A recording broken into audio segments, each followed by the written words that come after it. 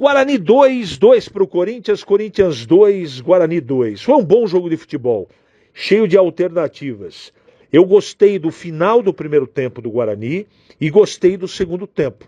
Até quando o Ramon Dias colocou todos os titulares. Aí o jogo mudou, evidentemente, mas até aquele instante, o Guarani no segundo tempo, ele jogou muito bem, né? Foi valente, foi para cima do Corinthians, né?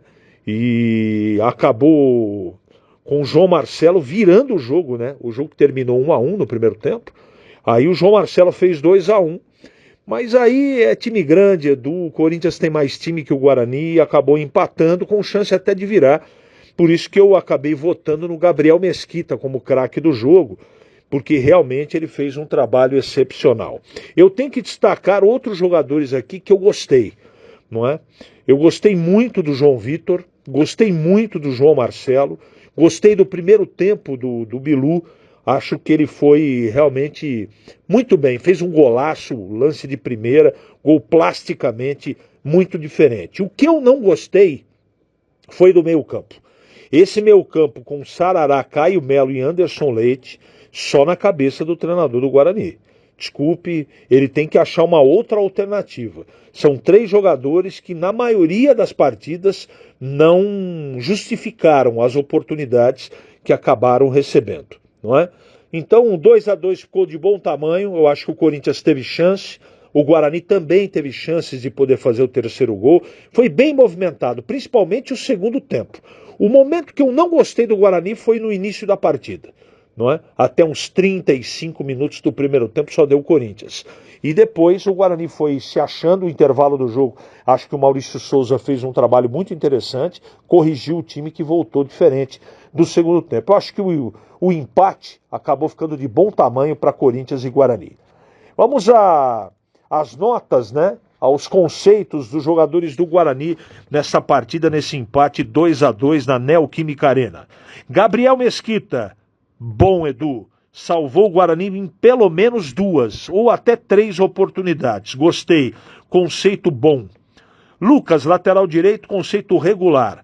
Rafael e Lucão fizeram um jogo muito interessante. Eu vou dar um regular para eles, mas poderia até destacar o trabalho do Lucão, do Rafael, que tiveram muito trabalho e deram conta do recado. O Emerson, lateral esquerdo, oscilou muito. Vou dar um regular para ele. Teve momentos bons, momentos não tão bons. Enfim, esse é o Emerson, lateral esquerdo do Guarani. Meio campo, Sarará, Caio Melo e Anderson Leite, não funcionou esse meio campo. Os 3 levam conceito ruim.